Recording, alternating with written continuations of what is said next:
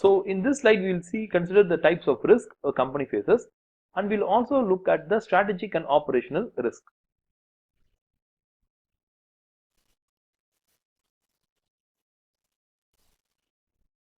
So these are the types of risk. We can have country risk, economic, social, external, exchange, business, financial, unsystematic, systematic.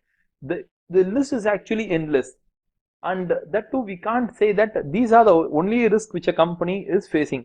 Each and every company is unique, and each and every company will have its own kind of a risk profile. So we can't say exactly like we can't have a standard list of risk. So these are the broad types. In a case study examination, you might have a company scenario and you have to identify what are the risks the company is facing. So sometimes it might be clearly given in some way, in sometimes it might not be like clearly given. For example, they will say company A is exporting to in a foreign country. Is there a risk? Yes, there's a currency risk.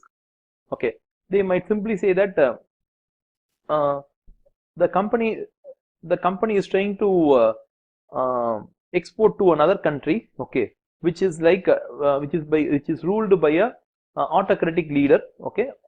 So that means the country has a country risk, right? Because an autocratic country is a country where things can fall apart very quickly, so there is a country risk, okay.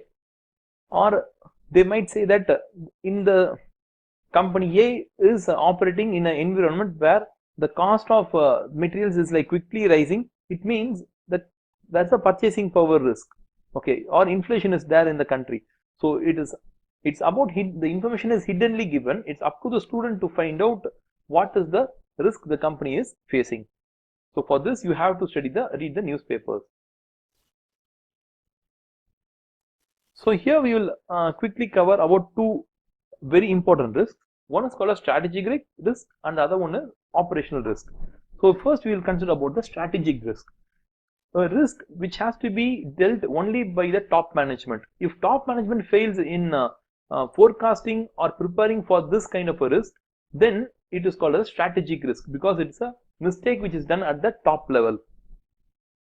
So once a company is into making a strategic risk, no other employee in the company in the middle or the lower level can do anything to stop this risk from happening.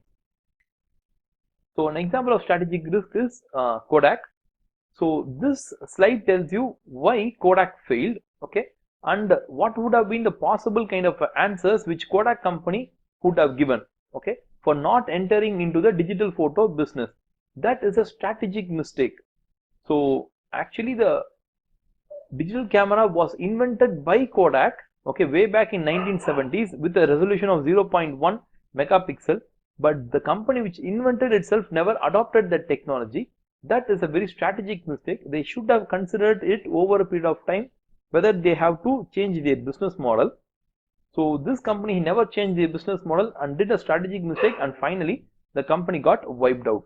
So this slide will tell you like why they never adopted the digital photo business. So please read it. So this was the first earlier 1 megapixel camera here, and these were the film rolls and camera which was normally used by consumers, and this was a very famous roll which was sold up to around the year 2000 or 2005. So the next one is called as operational risk. See, risk is not only happening at the higher end, okay. So when the top management does something wrong in terms of strategy, it is a strategic risk. When the normal operational employees, they do some kind of a problem and that problem becomes very big, and finally that big problem might even collapse the entire company. So that can be called as an operational risk. So a risk which occurs at the lower level of employees, slowly it penetrates the middle, and finally it might hit the top management. So this is called as operational risk. Even though they are like small risks at the bottom of a company, if left unchecked by the top management, it may result in strategic risk. For example, production is disrupted by machine failure, key staff are leaving because they are dissatisfied, sales are being lost because of poor product quality, then the business may end up in serious trouble. So small problems might become a big headache. So how can the top management ensure that the operational risks are recovered? See, the only best way to do this is through ensuring the process of working is perfect. Okay, so ensuring the processes of working is perfect for the lower level employees, whether the company is having adequate internal control, whether they periodically do internal audit, how strong they are doing their external audit, how the report structure is within the company, how information moves from the lower end to the top end. So only through these actually boring mechanisms you can prevent the risk. There is no other options here.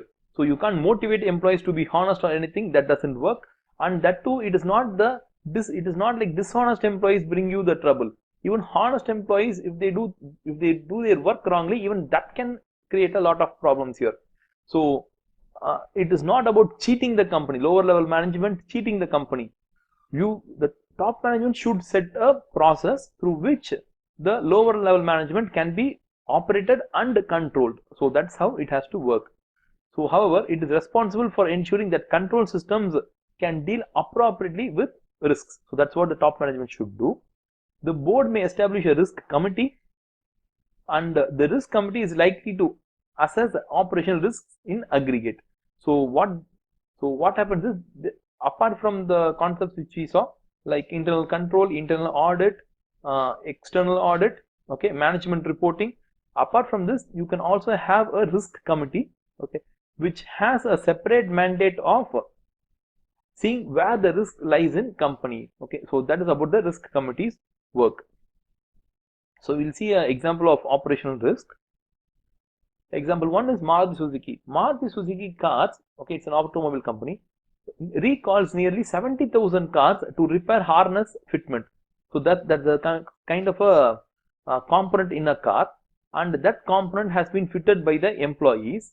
The employees have fitted properly only, but the the component is of a very poor quality, which might lead to an accident. So Maruti Suzuki had to recall 70,000 sold cars, and they had to replace the previously failed part with a new part, failed or about to get failed part with a new part. Look at the number of costs which are involved. Number one, recalling the cars, it's a communication expense. The cars have to come, then new component has to be fit in, so that's another cost. Employees have to be paid for it, that's another cost. The reputation which is lost by the company, that is a very huge cost. Okay, and that too, it is not like few cars, it is 70,000 cars. So whose mistake is this? It's not the employee's mistake, it's about the purchase department's mistake.